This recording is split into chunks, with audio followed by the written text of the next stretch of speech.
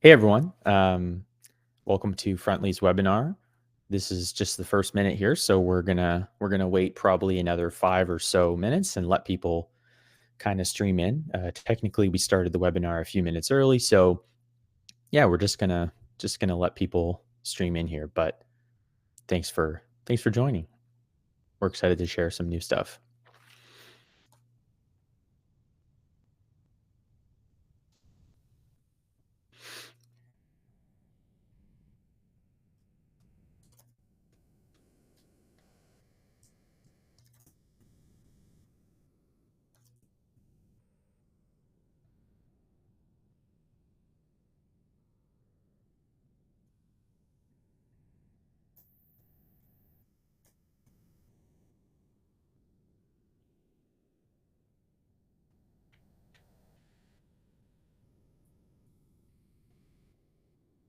Welcome. Thanks for joining.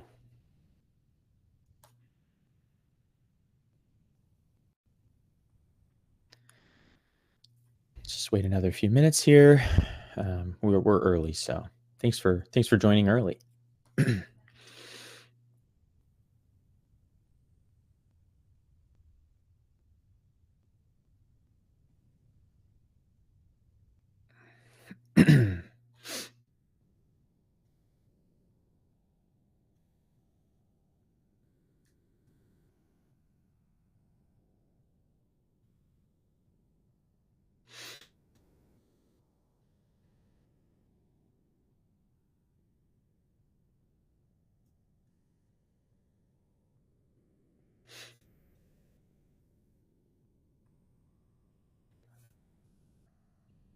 Hi, Denise. No, I don't think any end users' microphones are activated, so you're good. You can make all the noise you want. Hey, everybody. All right, Justin in the house. Hey everyone, we're all here.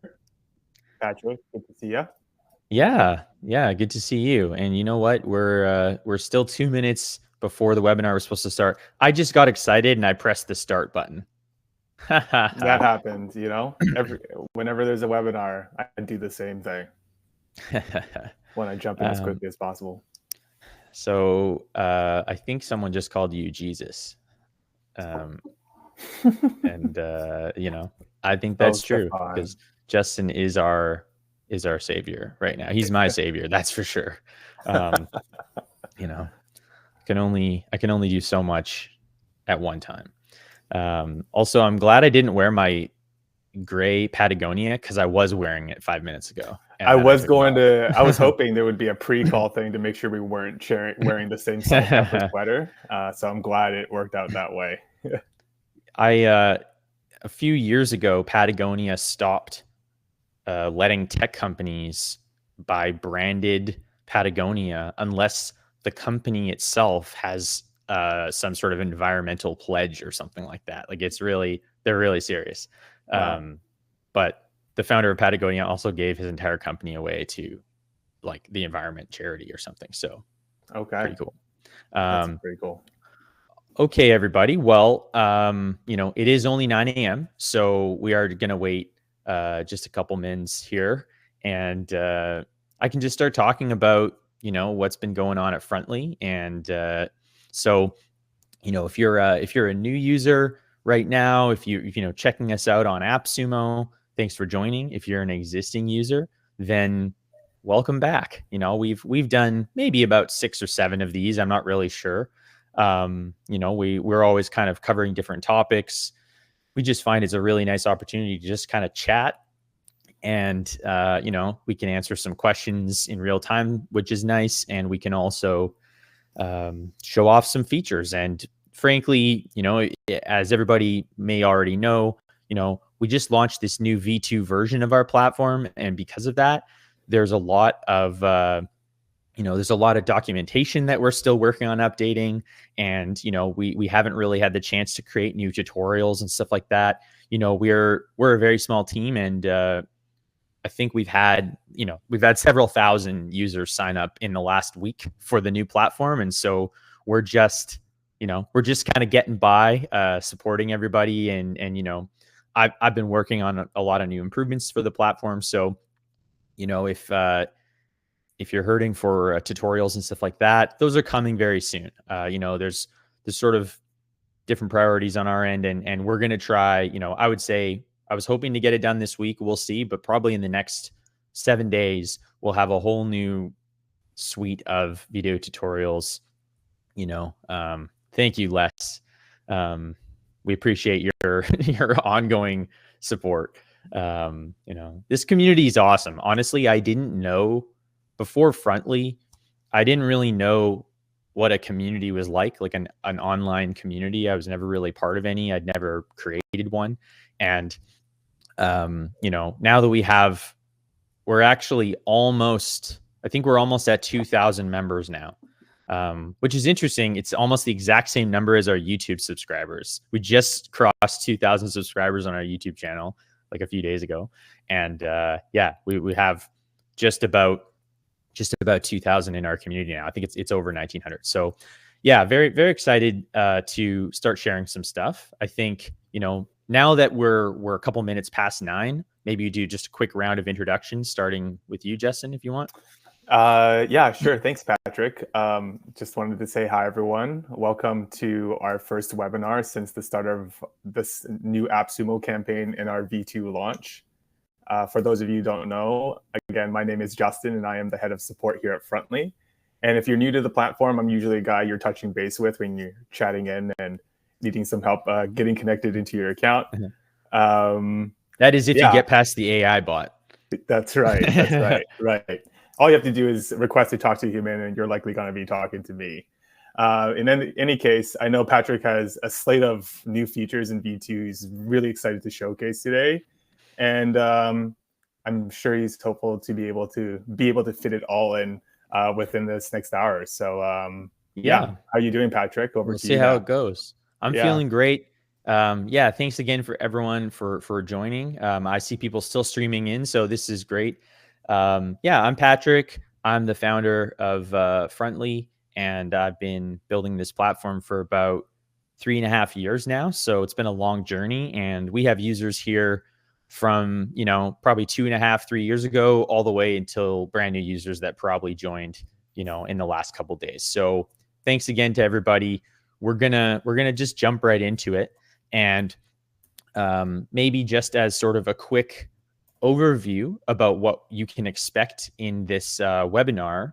Here's what we're gonna try to cover. So a lot of this stuff is not live yet, and it'll be live in the next couple of days. We're just kind of testing it and tweaking it and making sure it makes sense. There's a few things combined here that are quite large changes to how some of the things work. So number one is custom reusable blocks. And so, I'll go into the details about what that is and why that's awesome, but that's going to be a big one.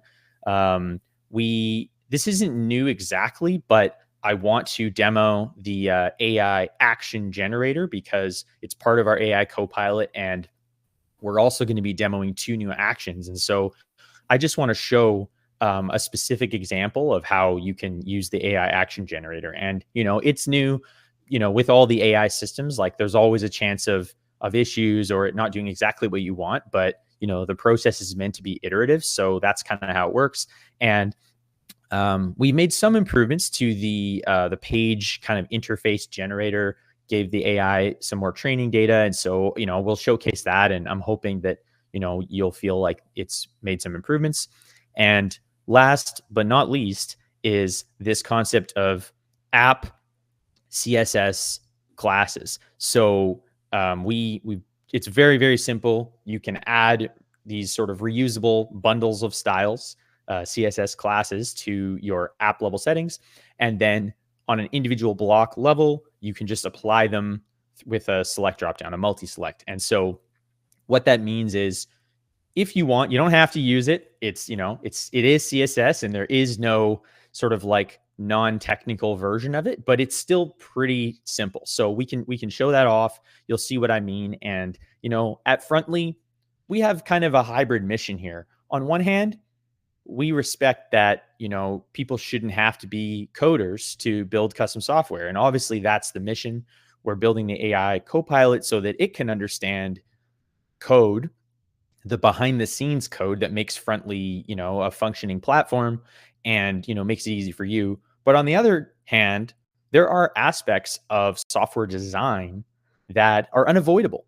And so if you want to, build good software, and that means software that you can maintain, software that's stable and it's not glitchy, um, there are some patterns that you might want to follow. And so even things like app CSS classes, you don't have to use it, but once you understand the power of it, you'll probably want to, because you'll see how it makes things easier. And the custom reusable blocks is a big one too. So yes, Marco definitely has very impressively used Frontly's custom block system in the V1 platform, and has, I would say, very very close to the nicest designs that we've seen in Frontly. And so that was in the old platform, which was fairly constrained in the styles for a few reasons. So anyway, I'm going to jump into it. That's what we're getting into today. Thank you, everybody. So as usual, Justin, I'm just going to try to figure out how to share my screen and make sure it's not, broken or whatever. So just going to just find the right thing here. So,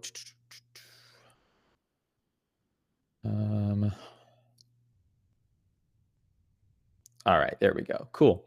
So share, probably just going to share my whole screen. Oh, no, probably not. I don't know. Yeah, this is what you get, everybody. We're just kind of hacking around, trying to figure out how life works. So how's that, Justin? I can't look at Wistia and this at the same time. So can you see my? Yeah, I can see your dashboard Frontly right now. Yep. Okay, awesome. All right, we're into the matrix. Cool. All right, let's jump into it. So first, I want to show off some cool designs that I've made in the last few days, and most of these were made with AI, but I've manually tweaked a few of them. And I've even taken some of these and fed them back into our system as training data to, kind of help the AI generate some more consistent styles. So this is just like a landing page. I basically said to the AI, hey, generate a landing page for my cool stealth mode robotics startup. So it's just a bunch of generic stuff. I manually added these generic image URLs in here just so that it's nice and full. And yeah, it's just kind of clean. And I'm not sure, I haven't really tested the responsiveness of it, but yeah, you can see things for the most part are responsive now. This part, for example, anyway, we won't even get into it, but if you want to make things more responsive, you can. For example, there's this flex wrap setting. If you turn that on, it lets things flow like that. So we're still trying to teach the AI all the granular settings that it can use. And, this is a long-term process. It's pretty much like, we've hired someone and we need to train them. So there's lots of aspects of Frontly, but just wanted to show off a couple of these cool things. So here's one. This is just a kind of a standard pricing card. Now, let's see. So here's one that I think is really cool. So we have this color swatches page, and you can see that what this is actually a list. So this is a dynamic list that's looping over my color swatches data source, and each element in this list is just repeating. So I've only designed one of these, and I've used the in this card, I've used the variable as a well, this is a custom reusable block. So long story short, it's not 6 custom components, it's just one, and it loops over. So it's very efficient, and probably this is a good place to start showing off the reusability. So in Frontly, if you want to, normally it would be more like this. So I have another colors page. So this is what it looks like when it's not reusable. So you have your one component here. You're editing every single setting. And if you wanted to, use this on another page, you'd basically have to recreate it. Where when I have my custom reusable component, it's very similar. Like, these are two almost identical pages. So, pardon how that might be confusing. But in the new system, you can click here and say edit custom block. Oops, got to save my page first. So when I hit edit custom block, now I'm in the custom block editor. So I haven't even had to leave the page, but now I'm actually not editing my page anymore. I'm editing this specific reusable block. And so what's very cool is I can use this across several different pages. And if you see here, it's a bit small maybe for the screen share, but when you're creating a reusable block, you just use these input variables and they determine which parts of this are dynamic that can be customized throughout your pages. So, throughout the uses of them. So let's say, if I create a new page here, color test. I'll just refresh because I'm still in the block editor. Oh, great. I logged myself out. All right. I'm going to stop sharing for a second because I don't want everyone to see my password. Okay. Let's jump back in. This is fun. Okay. So for those of you that missed Les's feedback, you can make the stage full screen by hovering your cursor over the stage button there and maximizing the stage. And yeah, no need to zoom in. Pinch to zoom in. Maybe I don't know. Should I take myself off the stage while no, I'm if you click that button, it removes both of us from the view. So okay, that's probably cool. the better route. All right. So everybody, sorry, I logged myself out. Or at least my session expired. So I have a blank page. And so if I go into my settings here, there's now this blocks tab, which is a slightly new way of doing this. So we have all the standard blocks, and then I have my custom blocks in here. And then I have my community blocks, which right now, this is just a bunch of stuff that I've sort of pre-populated into the system. And I can go in here and I can hit this preview button and I can get, a quick little visual preview of these different things.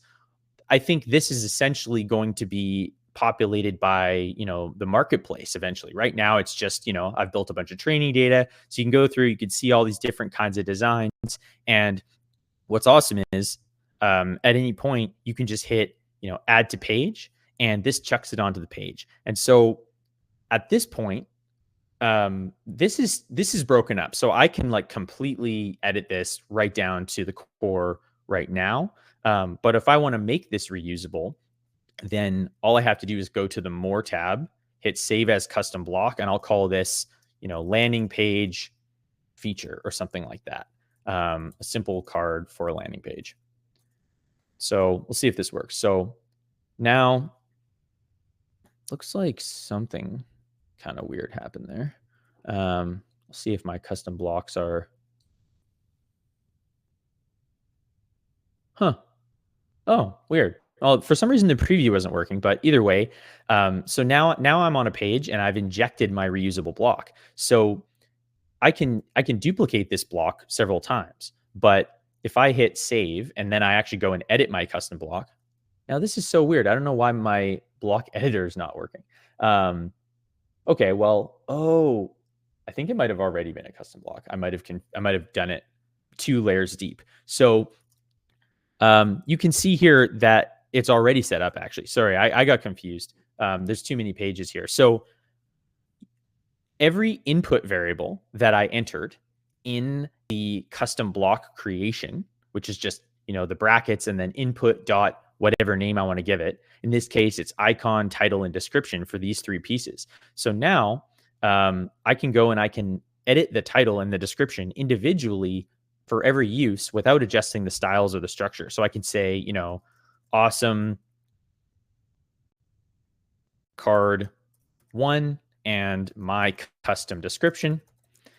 And then, you can see it's kind of dynamically changing, and I can go and do the same thing. So you can now start to build apps with cohesive shared styles that will be edited sort of at that app level. And so I'm not sure why I've got some kind of weird thing going on here, but you kind of get the idea. So we have these reusable blocks, and it's a pattern shift, because you don't want to maintain the styles individually for 5 copies of the same thing, right? So I have a few other pages I can show off that are showcasing this kind of stuff. So I have this pricing page, and so again, you can see here, this is a custom reusable block. Originally, I built it not as a reusable block, and then I saved it as a reusable block, and then I just duplicated the instance of it. So now I can go in and I can just make changes individually without breaking the structure. I can go and update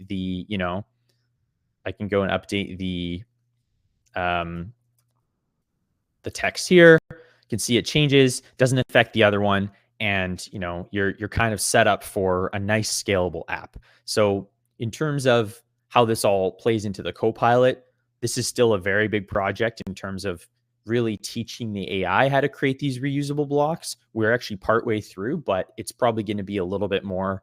So for now, when this goes live for you, it'll be, you can generate stuff with AI, and then you can turn that into a reusable block for your own purposes. So I'm going to just quickly take a beat and see if anyone had any comments or questions. Looks like one came up about the plan migration. So yeah, we're working on the plan migration. I'll do another batch today. We had like hundreds and hundreds of people that had submitted it, and I processed all of them a few days ago.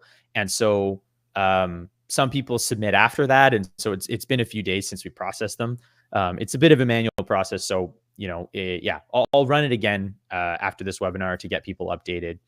And Yuladzimir, so yes, definitely. Right now, it's pretty rudimentary in terms of the input system. It's really simple because you don't have to define the inputs other than just adding those variables. And in the last system, we're still figuring out how it's going to work with like actions, but the really critical difference for anyone who had used reusable blocks in the previous platform, there actually is quite a big difference in how this works. It used to be that it's hard to even explain, but basically it used to be that custom blocks were like literally another page that you were kind of embedding inside your page. And for that reason, it was very glitchy. And there were all these kind of weird issues that just made it so I had to design it in a much more complex way. In this iteration, I really thought, okay, how can I make this, not glitchy, and everything is just operating on one page. So when you add a custom block behind the scenes, it's essentially dynamically turning it into a bunch of real individual blocks. And so for things like referencing variables and data sources and stuff, it's all part of that. And asking about display conditions and version conditions, yes, I haven't tested it, but for sure, that's definitely part of it. It's I can confirm that variables work inside of it, which is nice, in the lists and stuff like that. But yeah, we have to test that. There's no reason it shouldn't work, and because of the new way that it's designed, I think it should be pretty easy. I probably just have to go and enable it essentially. So, and yeah, about the input types, all that question, all that means is, so someone was asking, like, when you define these variables, it would be nice to be able to determine like what kind of like a form, like basically build the form for your usage. So maybe you add a color picker instead of it just being a plain text field, or an icon picker or something like that. Jamie says, does the custom reusable block work with a list block with a data source in it? Yeah, totally. That's why it's so cool, is that you can pick a list. You could install, a card, like a profile card or something from the marketplace, or create your own. And then you can just basically drag it into a list. So I could show that. I may as well show that now, because I definitely want to talk about the list today. I think it's an underrated, underexplained feature right now. And so I'll just jump right back in. And yeah, we'll just kind of go back and forth between some questions and stuff, because I don't want people to, forget their questions and go too far. So, all right, let's create a list. So custom list. So the list block, even without any sort of reusable blocks and stuff, it's very powerful. It just takes a bit of understanding and tweaking. So I have a data source. These are all just kind of, these weird random data sources, but I'll just choose this analytics data source. So you can see by default, the way it works is every item, every record in my data source is looped over for the list. And this is just the default styling of the list. There are almost infinite combinations of how you can handle this. So if I go into my styles here, I can see that the list is in row format. I can adjust it to a column, and then you can see how it does that.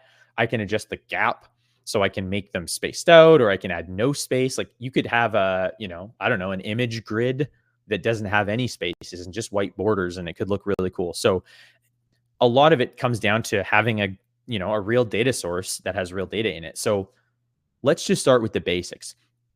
One thing that's so cool is this is completely customizable. So right off the bat, you can say, okay, I can change these. If you want, you can just drag stuff right into the list. You can reorder it. And most importantly, all of this stuff supports dynamic variables. So if I just delete this and then I click on the variable injector here, I'm going to select record because that's the record that it's being looped over. So this will access a specific value. You can see I've been doing a lot of testing. Test. So, that's kind of how that works. And then, I could put any value. So there's the ID, which is very ugly. There's, a date field. So you can customize this like crazy. Now, every single part of this, including the card itself, is highly customizable. So, I can make them wider. I could change the background. I can do all of this. And maybe before I even continue on this, I just want to articulate that this is the same for the Kanban. And so I know, it's kind of wild here. Now I have to pick a good data source here because let's see, color swatches. It's hard to have a good data source for a Kanban because you actually need there to be some kind of anyway, whatever. So I've got categories, I've got some data. So you can see here. Now the difference though is that you do have to be mindful about the sizing and the sort of spacing because the Kanban doesn't doesn't loop in like a grid format like the other ones do. So I'm just going to delete a few of these because you probably don't want a Kanban with 8 columns. I mean, you can, whatever. But so just like we were talking about before, all this is completely customizable. You can just drag stuff. Oh, you should be able to drag stuff out of there. Maybe not. But so what I'm going to do is I'm going to delete the content. Now let's try this. So I'm going to go into my community blocks, see if this actually works. So let's pick one. So testimonial card, KPI summary, that could be kind of cool. Activity list row, I think maybe the KPI summary. So I can put this in here. Now, in this case, yeah, so I can just drag this in here. And now you can see, every item in my Kanban is doing this. And just like usual, all the individual elements of this are variables. So in this case, I'll just keep it simple and I can go, record dot interest name. This isn't a great data set for a Kanban, but it's fine. And so right now I have these kind of like 2 nested cards, which isn't ideal. I'd probably just get rid of that card and then my inside card, I can do something like, have a border, whatever I want. And I can start doing some sizing and spacing. So make it a little wider. But yeah, and then, it won't work in the admin, but in live mode, then you have a functional Kanban. And for anyone that hasn't really sort of understood the real deep style customization potential of the V2 platform, Right now, it's limited to CSS editing, but you can do some really big stuff. So you can change the sizing and padding and background of like basically everything you want, and you can go pretty hard. You can change the column text. Now again, you have to be mindful of your data set, and these are all pretty bad style choices right now, but just to show off kind of obvious stuff, like you can change almost anything now. And obviously you just have to make your little tweaks to clean things up. You can actually turn off, if you go into, what is it, filters. So yeah, you can hide the filters, you can hide the search bar. I think it's in the is it just in the core? Yeah, you can hide the block header entirely. So particularly for the list items, that's pretty cool because you can just have a really clean list. And something that is coming soon is the ability to just add a static data set. I'm trying to figure out how it's going to make the most sense, but essentially, I have this idea of defining a temporary data source, which would just be you creating, sort of manually creating records that you could loop over in a page that don't actually have to be stored in a data set. So maybe if you had, multiple pricing plans or something like that, you just want to loop over them. That'd be a nice way to do it. So there's a few things there. Now I think if we go much longer without showing off some of the AI stuff, we'll be missing an opportunity. So let's just go to a brand new page, and I'm just going to call this test page.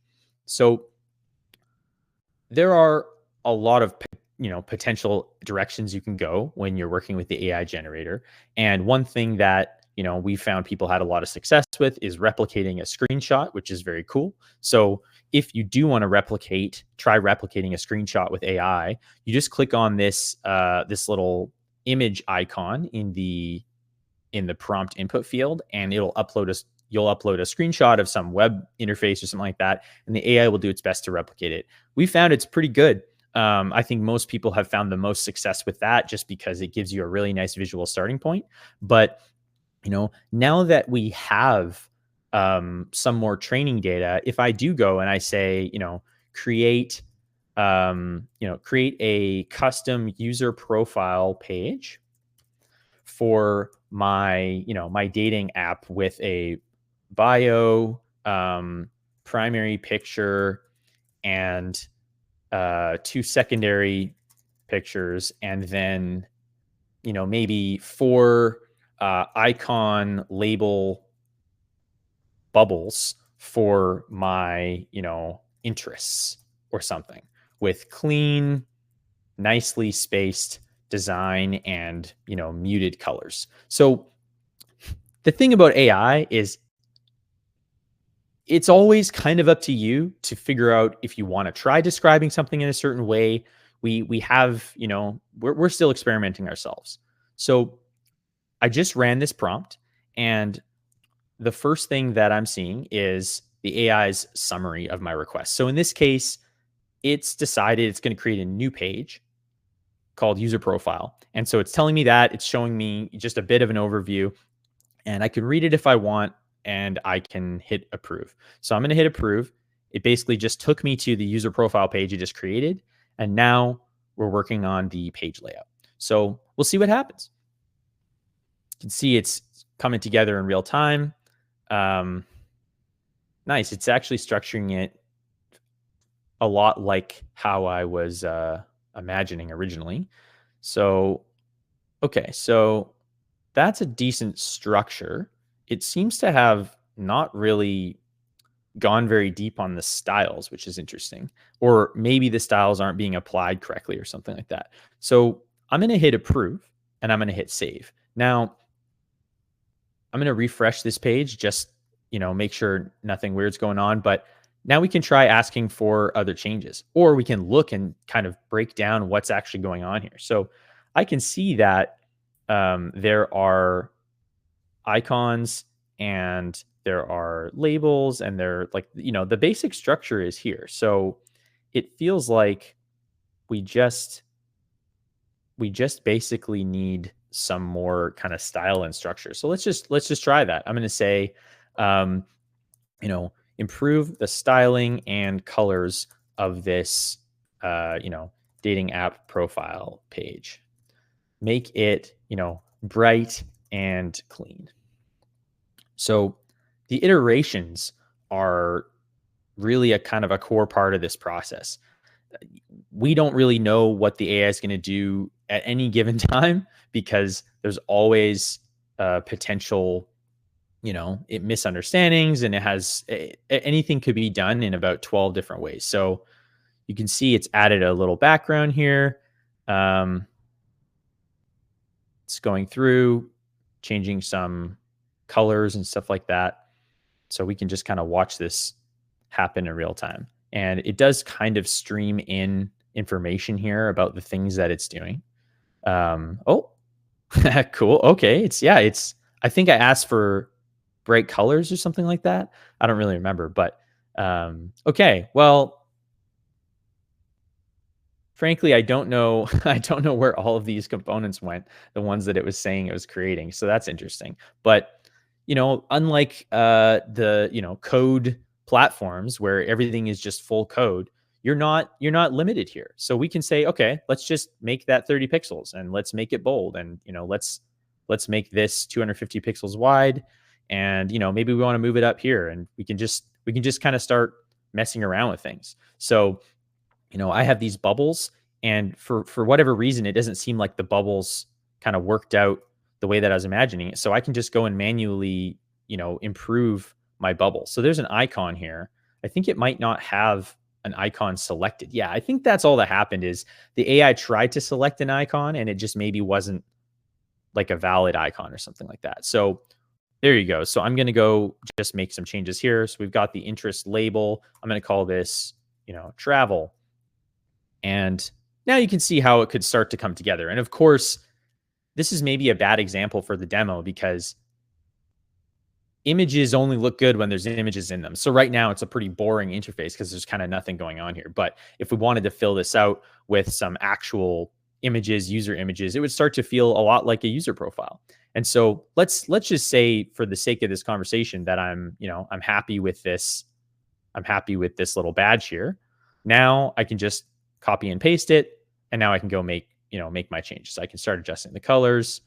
I can adjust the icon, and I can build it to what I want. So we are still working on a lot of improvements and sort of retraining on the AI system. And so I would say for the next couple weeks, it's still going to be, it's just, there's just inconsistency. We're kind of in like this testing mode where we're saying, hey, like, let's just try the different angles. Let's see what the AI responds well to. Let's see what kind of, training data we can give it to, to have it generate good examples. And so that's what we're playing around with. But we definitely highly recommend that you just try a bunch of different things. And as usual, share your successes in the community, especially, prompts and things like that. Like, that's going to go a long way helping everybody else in the community. So now on this side, any discussion points here? Anything you noticed, Justin, that There's been a few questions. I was in the middle of answering Harry's question of, have you noticed any of the AI models being better than others for various aspects? Also, do they all cost the same number of credits? I never know which one is best to use. Can you answer that one? Yeah, no, that great question. And right now, everything does, like, the way that we have it set up, the models do actually just sort of use the same amount of credits, which I suppose is mostly in your favor right now. The benefit of using the other cheaper ones is that they're also a lot faster generally, but we're gonna kind of revamp that soon. Like, we haven't had the time, just with everything going on with this launch, to sort of dig into that sort of AI credit usage multiplication kind of system. But the idea would be, we will have a more streamlined, like a drop down that has, the way I view it is, it'd be sort of like a multiplier. It would show you, like, this is the base model. This is going to use, 1x. And we can't promise the amount of credits that it's going to use because that is very much based on your request. But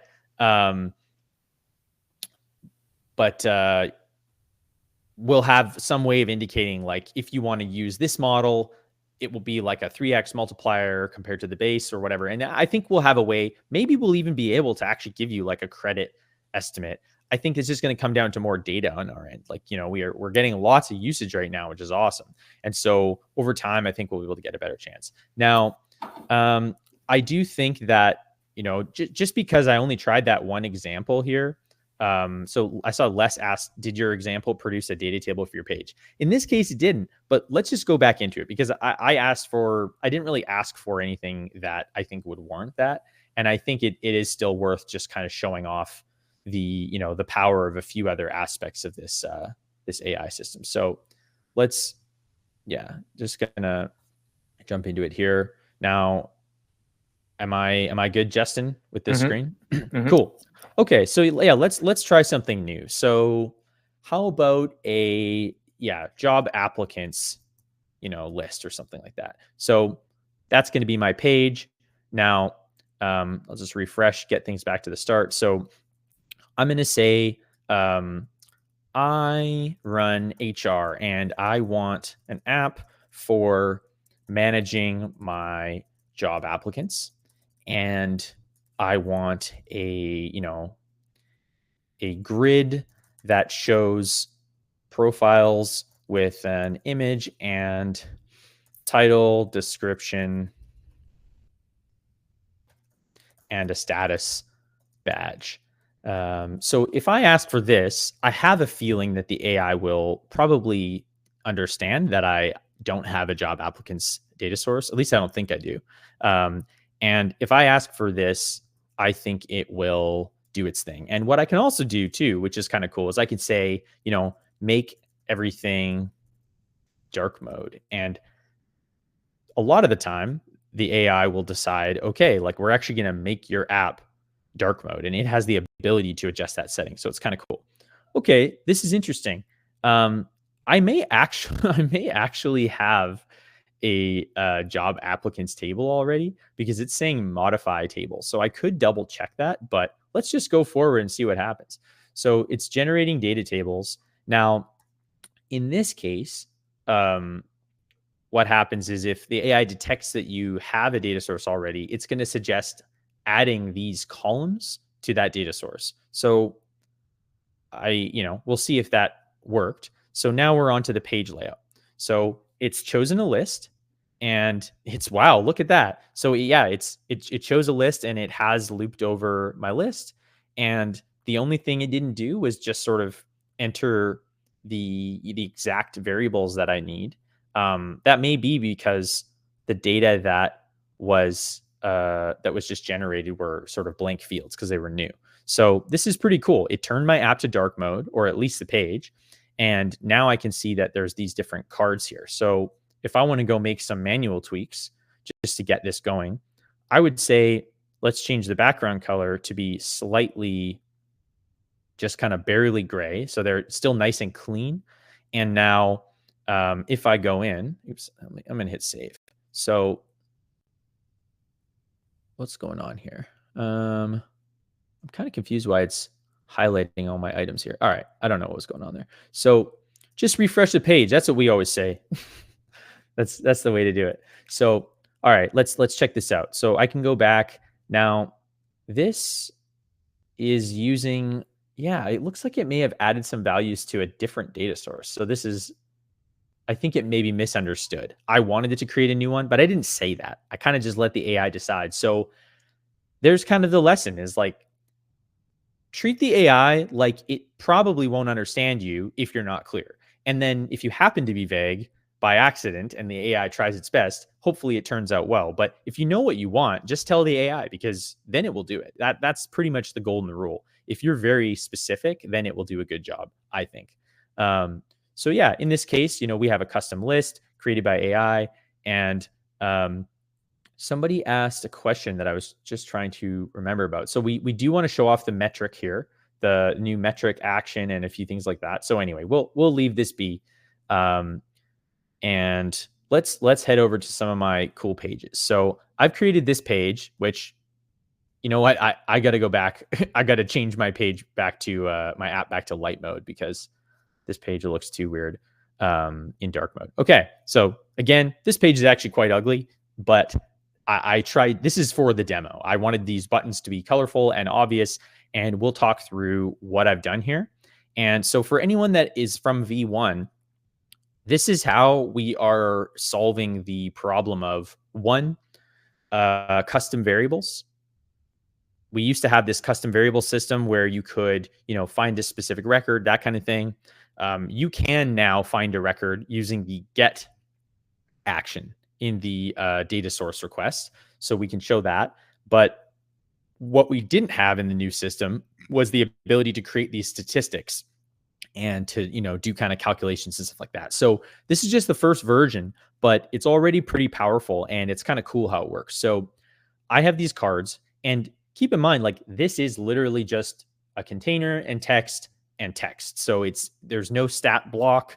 This is totally custom, which means you can customize it however you want visually. And there will be options like, doing block versions and display conditions. So you could say, if the value is above 100, then show it as green, and otherwise show it as red or something like that. Or, those kinds of things, which you couldn't do very easily in the old system. And this is a lot more flexible. So all I have here is a variable that says session.stat1. So that's just me saying I'm calling this stat1, and this session variable is how you sort of deal with any kind of dynamic data that you're creating or storing within your user's login session. So it will stick around until they refresh the page, like refresh their browser. They can navigate pages, the session data will still stay. So this is very useful. And what I've done is I've created all these buttons, and each button has a different action. So we're just going to go through them. So I have this button click action, and you can see here, I have this metric calculation. So this is a new action. It's called metric calculation, and it works similarly to a few other things. So you start by selecting a data source. You select your metric type, which right now is just sum, count, average, min, and max. But over time, we'll probably have more depending on how things go. And then if you're selecting anything except for count, then you're going to see this aggregation field. We may rename it, but that's what it's doing, is it's aggregating your data. So you're saying, hey, please get the average of the analytics table, but of the specific column metric value. You can't get an average of nothing. So you do have to pick a specific column that we're, calculating. And obviously you want to pick one that has numerical data in it. We may even get down to the point where we actually prevent you from selecting columns that don't have the numerical type set, just to kind of help people. So then, don't know why this is not selected. I think I might have accidentally added in an extra blank step here. And so then what we're doing here is we have this stat1. We're setting the value to the local state, the session state, and that's all we're doing here. So we're setting that, and then that's going to set a value here. And so I'm going to just go through a few of these, and then I'll go into my live app and we can kind of try them out. So here's another simple example. Basically the exact same, except for using the sum. And so we're getting the sum of the metric value column from the data source. And this is nice because with the Frontly database, and will be the same for Supabase, is like we're doing that calculation kind of right at the database level. So it's very fast and efficient, which is quite nice. So this one, we'll just set it here.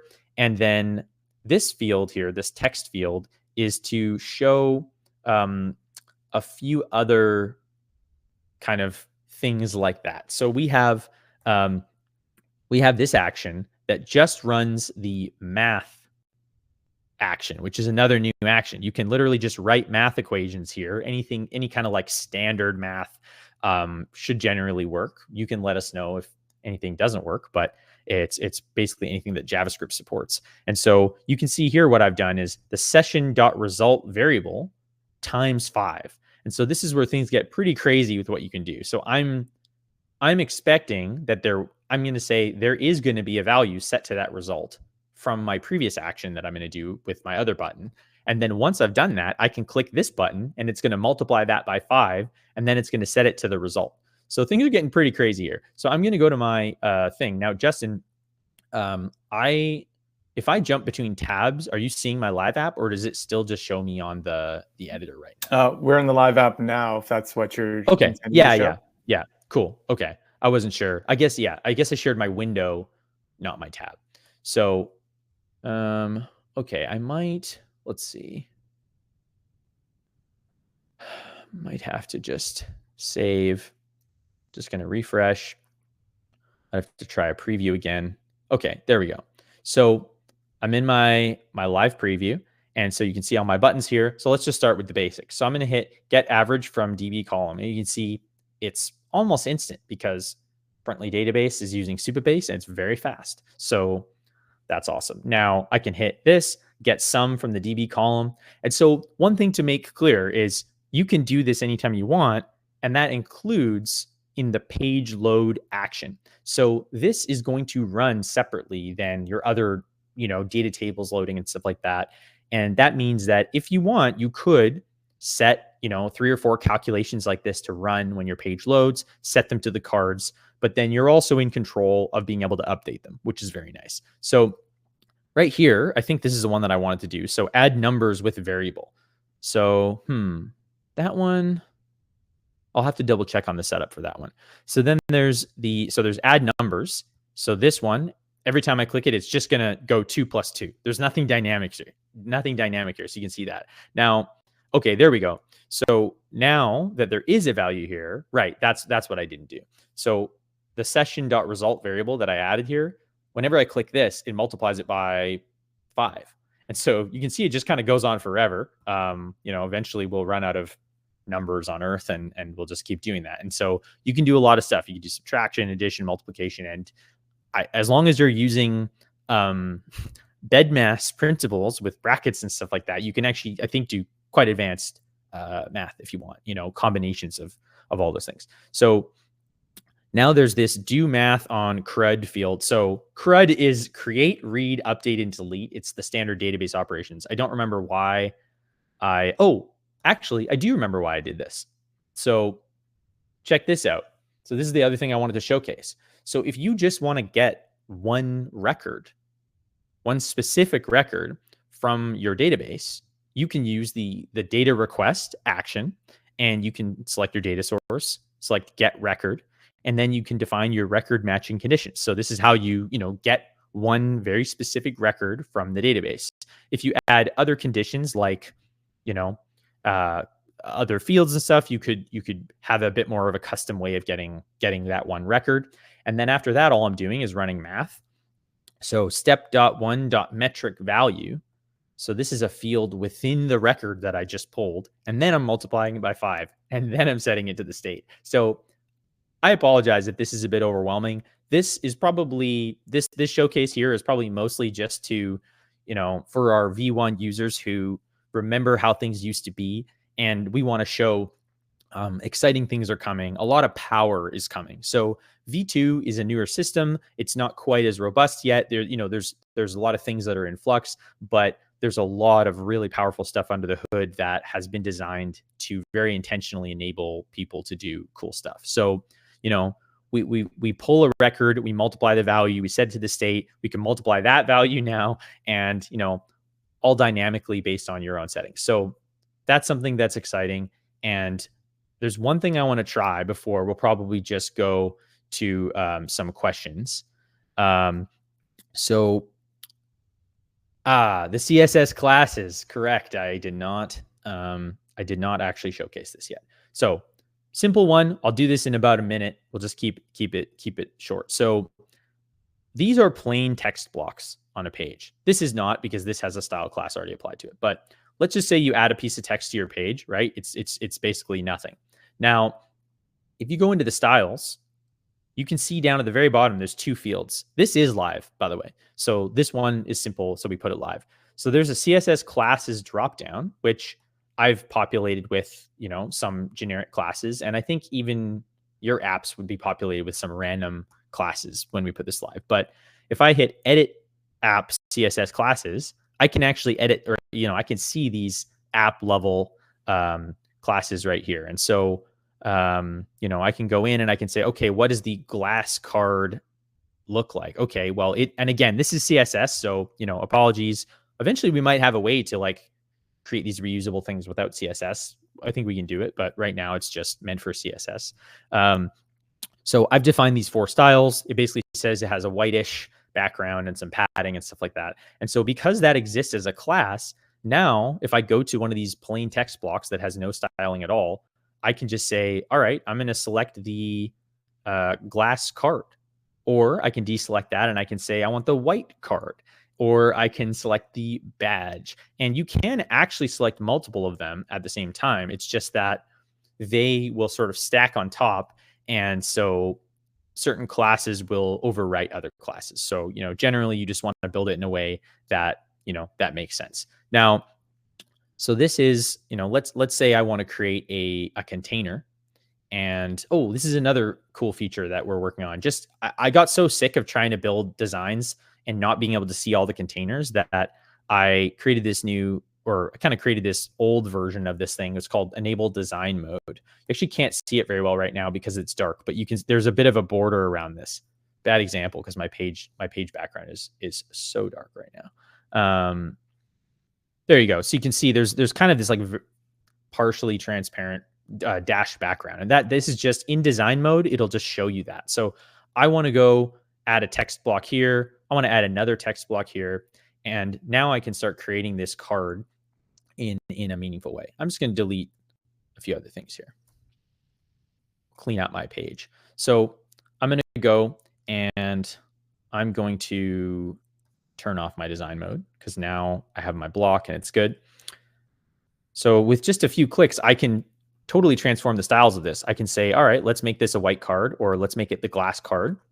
And then I can go to this one and I can say, let's make this the header text, which comes with this choice of font and some things like that. And then I can go to this one and I can say, let's make this the description text or something like that. But the thing that's most important is like, even for something like this, like we can override this. So we should be able to, let's see.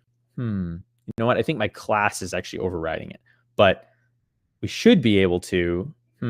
Yeah. Well, we're gonna have to fix that. But the idea is you would apply classes, and then you can still granularly override those styles. So something like your card here, you should be able to make it wider. So yeah, that's interesting. I might have just done something wrong with this font one for some reason. But anyway, there we go. So yeah, you can apply classes. If you take the time to go create a bunch of reusable classes, then you'll start to be able to apply those in a really consistent way across your app, which is quite nice. All right, so I've rambled a lot. We've covered a lot. We can't even cover everything probably that we wanted to cover in this webinar, but we are definitely getting close to the hour here. So can we go through some questions regarding the math functions you talked about earlier, just a moment ago? what was the question?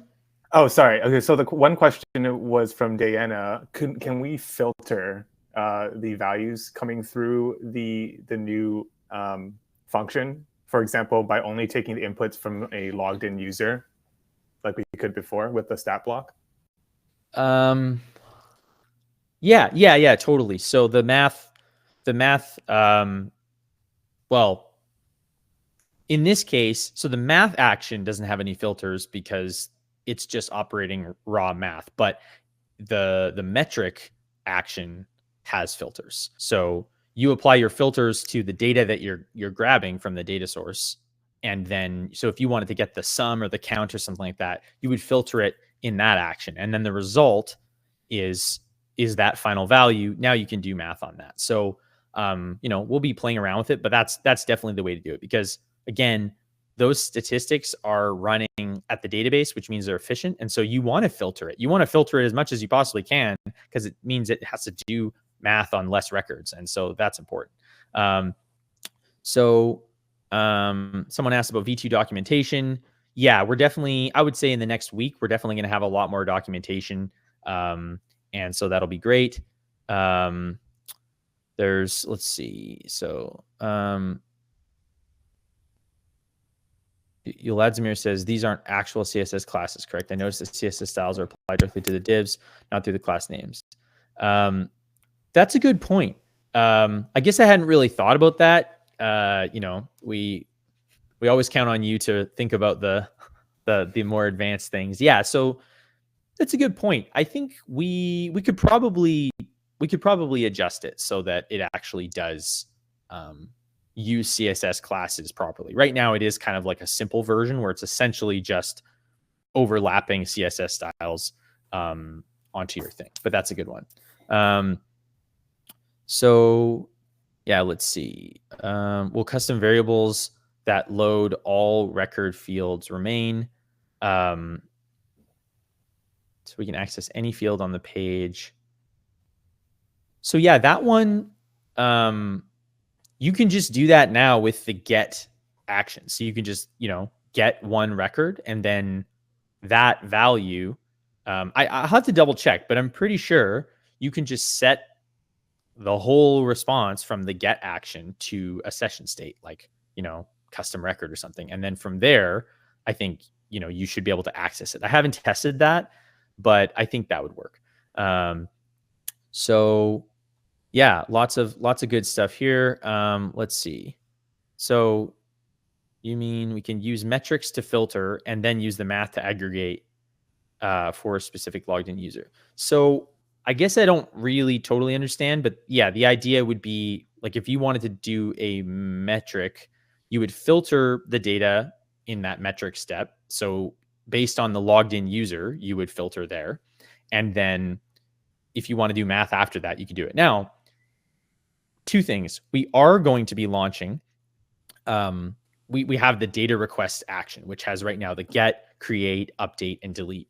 We are going to launch the get multiple option within that, which will enable a lot. It will mean that you could pull a list of records from your database and then do stuff on it. Now, that's definitely a bit more advanced.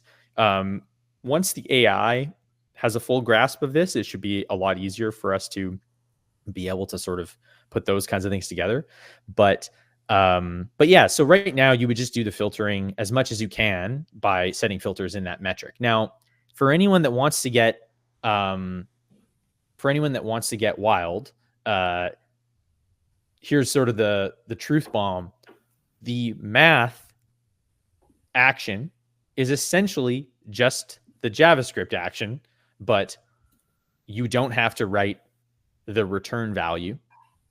So what that really means is, so you can't, define variables in it and stuff. But I guess all I'm really trying to say is anyone that wants to go any deeper than just the pure math, you can use the JavaScript action. And so you can do a lot of stuff.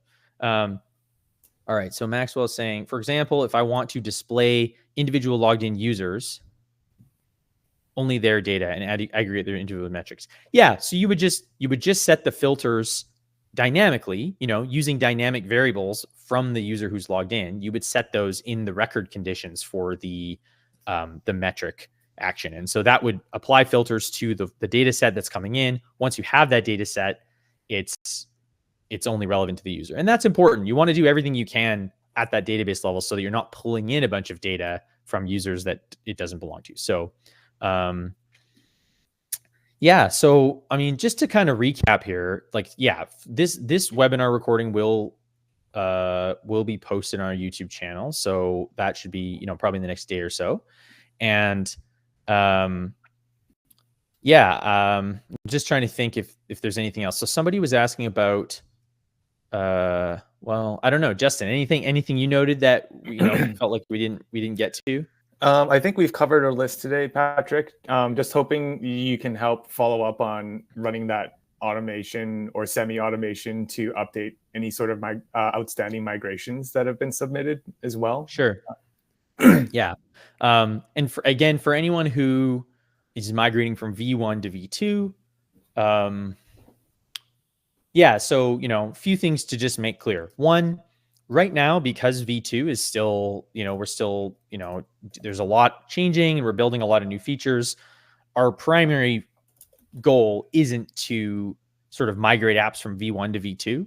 once V2 has stabilized and we have a better sense of how all the new features work, and we're essentially getting your feedback right now on V2. It's like we're building this together, right? Like V2 has a lot of really cool stuff, but we've changed a lot, and so we want your feedback. We've been getting a lot of your feedback, and there's a lot of new stuff planned based on that feedback. So that will prevent us from migrating any apps from V1 to V2 for a little while, because we can't do it if we're still sort of actively making fundamental changes to how some of these things work. And so we need to focus on that first. Once that has stabilized, we'll be in a position where we'll be able to look at how V1 works and how V2 works and say, okay, we can offer some kind of partial migration, at least, where we can copy over, your apps and the names of your pages and maybe even some of the core content and actions, maybe. But there's a lot of changes to how things are structured. So just to be transparent, like, yeah, it's probably not in the next couple of weeks will there be any kind of migration like that. We recommend just diving into V2 and learning how it works and trying to build things. You don't have to migrate your V1 apps over if you don't want to, especially if they're live and they have real customers. So we wouldn't recommend doing that. It's a lot simpler to just kind of keep that there. Over time, yeah. I mean, we hope that V2 is so awesome that everyone wants to have all their stuff there, and we'll see how that goes. But just to make that clear, that's how it's going to be working. And yeah, we're counting on your feedback. So the more feedback we get at this stage, the better the new version will be, and we'll be able to figure out how that works.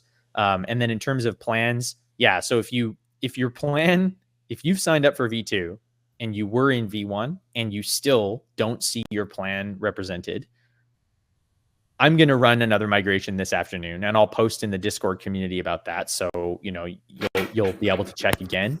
But if your email doesn't match between the two platforms, it's going to create a problem. So probably you're going to have to message in to Justin, but don't do that yet. We're going to post in Discord in like an hour, let's say, from now, to let everyone know that we've run another migration. So hopefully that solves a lot of those outstanding issues. Yeah. And so, one last thing in terms of AI credit optimization, we're just not really at that stage yet. We're still learning. I'm still iterating on the AI prompts behind the scenes and how much context we're passing in and all these things that affect lots of different stuff. And so once, that's stabilized a bit more, we'll definitely be looking into all the ways we can streamline and optimize AI credit usage and all kinds of stuff. So lots of big improvements coming. Thanks again to everybody for checking this out. And if you're new to Frontly, welcome to the community. Awesome. Yeah, so I guess we're past time now. Thank you so much to everyone who's attending and who will be watching once we share the webinar out through our YouTube channel and through emailing channels as well. Yeah, I guess we'll sign off from here, and we look forward to hearing back from you through our community. Cool. All right. Thanks everybody. Have a good one. Take care. Bye-bye.